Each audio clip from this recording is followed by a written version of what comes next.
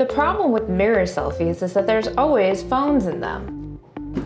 Psych! This is 2023 and we've got smart glasses. Ayy.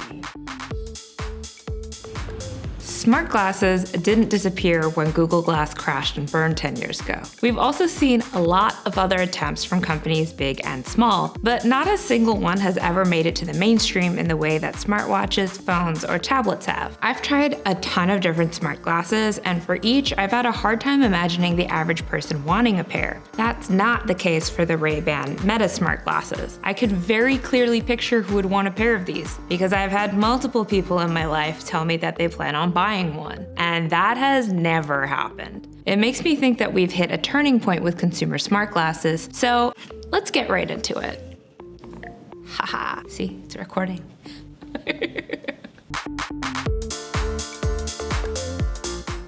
In many ways, these glasses are what the stories should have been. Instead of one mic, we now have 5. The audio is also improved with less leakage, better bass, and support for spatial audio. The battery also lasts longer, and the charging case itself is slimmer, more stylish, and now has an LED indicator light. I get about 3 to 4 hours of heavy usage and closer to a whole workday if I use them more intermittently. I ran my battery all the way down to 15% on my commute here. It's been less than an hour and I'm all the way back up to 100%. It's also been about a week and I haven't needed to charge this case once.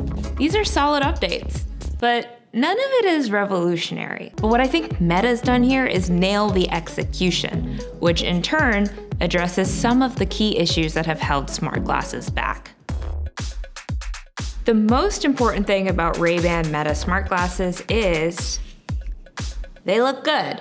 I look good. That's it. More so than any other kind of gadget, smart glasses have to look stylish. Humanity is vain. If eyes are the windows to the soul, of course you want your glasses to be a fetching pair of curtains. Ray-Ban is great for that because it's an iconic fashion brand, and wayfarers are about as close to a universally flattering frame as you can get. If you don't look good in them, you're not gonna wear them. The same goes if they're too conspicuous. Part of the reason Google Glass didn't work was the futuristic design made you stick out in a bad way. These Meta glasses are way more discreet. I wore these on my commute, to a wedding, Hold up. in the car, on my walks, on a run. Nobody looked at me twice. Meta sent me these as a pair of sunglasses, but you can also get them in clear and transition lenses, which is more useful unless you only plan on using these while you're outside. If you need a prescription, you can get them through Ray-Ban, but they're limited to -6 to +4 prescriptions. If you have worse eyesight, like me, you're probably going to have to wear them with contacts or take them to your local optometrist. But like I said, you have many options. And while it's pricey, it's about what you can expect to pay for a pair of nice Ray-Bans. Unless you go to Korea. That's my family's hack. We get all of our glasses in Korea. So much cheaper, even with the plane flight. Okay, I'm gonna put these back up because I'm not gonna wear these. I'm indoors, I look like a jabroni. But anyway, another big problem with smart glasses has been timing. Meta is not reinventing the wheel here. And I think a lot of that is that Meta's glasses are coming at a time when the technology is finally advanced enough to deliver a good overall experience. But don't take my word for it. I'm going to throw it over to our resident camera and headphone expert, Becca, to talk about what it's like to use these to create and consume content. Becca Section. What up? Good to see you, bud. So when I first got the Ray-Ban Meta Smart Glasses, which is a bad name, but pretty decent product, I thought of them as a camera that happened to be mounted on glasses. But the more I used them, the more I realized that they were actually a pretty decent alternative to Bluetooth headphones that just so happened to have a camera. I'm Becca. Let's talk about it. Hi, Peter. Any depth of field to these bad boys? Ooh, tiny lens, tiny sensor. I'm gonna say maybe not. An open-ear design for headphones is almost always going to have less bass presence, and that is certainly true here, but in almost every other way, these make great wireless speakers. It's been a while, but let's do a mic test. Of course we are starting with the GOAT, the wired Apple headphone that now comes in USB-C. I mean, this is the gold standard of mics. It's right by your mouth, and I'm so excited to hear how mics that are mounted by your nose sound. Let's get right to it.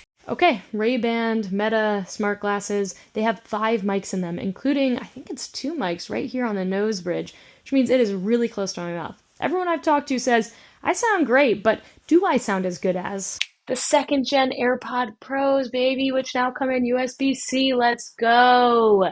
I mean, tons of people are still using these on calls, but I've also been impressed with this mic. These are the Nothing Air 2s. They are the earbuds I honestly use the most. They do still have Bluetooth dropouts, especially when I'm down in the city, but overall, they've been great headphones. So how do they compare to the... But wait, these sound so good. This is incredible. I'm going to be wearing these on calls. I just love it so much, except for the fact that my M1 MacBook Pro only recognizes these as headphones and doesn't recognize the mic. So something to fix on the back end there. Anyway, back to the rest of the video. I'm impressed. Outside of the very usable mics, the tap controls are some of the most responsive I have used. I haven't had a missed touch or delay in the 5 days that I've been using them. And sliding up or down for volume, it's always the answer. I also haven't had any problems with Bluetooth connections or dropouts, and the glasses pair seamlessly and quickly with my iPhone 12 Pro as soon as I take them out of the case. All around, I'm impressed. So impressed that it has led me to be that person who's wearing sunglasses inside. All right, so the camera. The very small lens and even smaller sensor provides surprisingly usable footage. These are new signs. I used to just call this thing the big loop. Besides solid color reproduction and mostly crisp details and good light, I was the most surprised with the stabilization, audio quality, and high and low light balance. When we walk, our brain does a lot of work to stabilize our vision, so inherently a camera mounted to our head is not going to look nearly as smooth as what we see.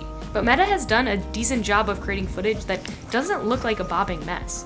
There is of course some bob and some sway, and you can see the work the system is putting into stabilizing the image in the small details. But for the most part, and especially on a small screen such as a phone, this footage is not nauseating. Welcome back. Another feature that sells the POV perspective is the glass's ability to record using its 5 mics, which then can create spatial audio. You'll want to wear headphones for this, but pay attention to where people's voices are coming from as my family tries to decide which side of the aisle to sit on at a wedding. I don't really do that anymore.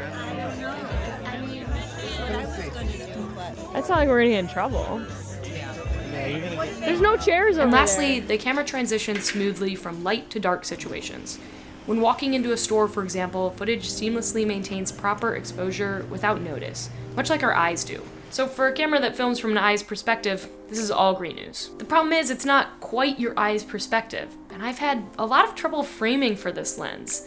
I never really knew where the center of the frame was, which led to my hand either being not in frame or not centered. And then my hat, which sometimes made its way into the top of the frame, was also never centered, which just kind of drives me nuts. And a live view from the native app, I think would help a little bit with learning the framing. But for now, opening Instagram and previewing from the live stream view is doing the trick.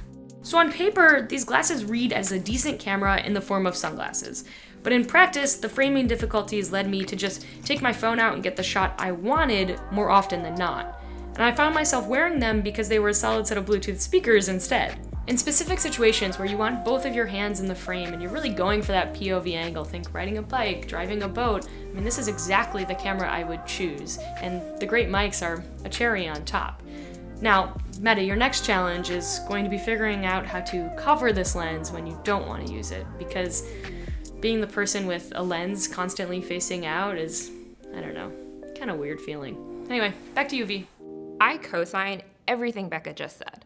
To that, I'm just gonna add that through this process, I've learned that I tilt my head a lot because so many of my photos came out at Dutch angles or with my bangs ruining the shot. I also really enjoyed capturing candid videos of my cats. Normally, if they see my phone come out, they either hide, refuse to look at the camera, or they just get really weird about being filmed. Which brings me to my second point about timing. For better or worse, we're at a point in our culture where everybody is filming and documenting their lives all the time. And that's kind of normal. Google Glass pissed people off. Folks felt like they were a gross invasion of privacy to the point where the devices got ripped off people's faces and were banned from some public places. Fast forward 10 years, and I can't even step outside without ending up as an extra in someone else's digital memories. There are exceptions, but I'll bet thanks to smartphones, you're a lot more used to the idea of cameras being everywhere. But the thing about smart glasses is that they don't come with the same cultural cues as phones. Your image of smart glasses is probably shaped by Tony Stark, James Bond, or other spies in sci-fi flicks. Shout out to Eggsy, I think he would rock these pretty well. Meanwhile, if I hold up my phone like this or like this, you know what I'm doing. If I have these on and I'm doing this, you might just think I'm adjusting my glasses when really I'm taking a photo. The glasses have an LED capture light, which is meant to alert folks around you that you're taking a photo or video. This time around, Meta says it's added a pulsing pattern to be more obvious, but the jury is out on how effective it is.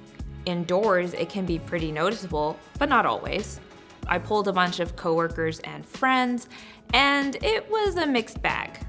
Outdoors, well, I'd literally have video of my spouse saying they couldn't see it. Whenever I filmed my commutes, however, no one ever did notice. The audio cues when you take a photo or video, other people might not hear them. Like, let's do this here. If you hear this now, it's because we're in a quiet studio. I've got mics around me. On your commute, maybe not. There's a lot of loud noise going around.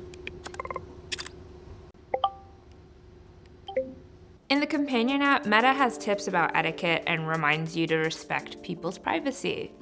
That's nice, but barring a more obvious LED, glass holes are gonna use these devices however they please. And for the rest of us, it introduces awkward situations. For example, I went to a wedding this past weekend. That's an event where it makes natural sense to wear something like this. But at the same time, did my friend want me to record footage when it's not obvious to other guests what I'm doing? I ended up asking permission, which was also kind of a funny thing to explain, and it was a great experience. I got to be present and fully enjoy the moment and still give my friend some extra footage of their special day, which, by the way, she was very happy about because they were good quality. But I wouldn't have felt the need to ask permission if it was just my phone. Is it okay for you to wear these to a concert and film what's going on there? What do you do if a person notices you're wearing these glasses while you're in a public restroom? Was I a creep for filming my commutes without disclosing that to my fellow commuters? Are wearable cameras an inherent invasion of privacy, or could they also be a safety measure? I had a really interesting conversation with a coworker who half wanted these because if they ever got attacked, well, they could just grab footage as evidence. Because while this is the age of creators, it's also the age of body cams and using phone footage when you feel threatened. So say tomorrow everyone has a pair of these. Am I gonna be acting different when I see a lot of people wearing sunglasses, knowing that one of them may be smart in this way? The idea freaks me out, but realistically speaking, I'm not sure I'm going to care. I mean, that's the nature of turning points, right? They bring up all these questions that we don't have answers for, and we just won't have those answers until we have the same social, cultural cues for these as we do for phones. Do I think everyone will be sporting a pair of these in 2 months? I doubt it. I'm pretty sure this is something that will mostly appeal to content creators, techies, and people just tired of strapping GoPros to their heads. But before these, all of my cumulative experiences with smart glasses, they made me a hardcore skeptic. But now I know multiple people who have ordered a pair simply because the tech has improved to the point where they think it'll help them either use their phone less or replace their headphones.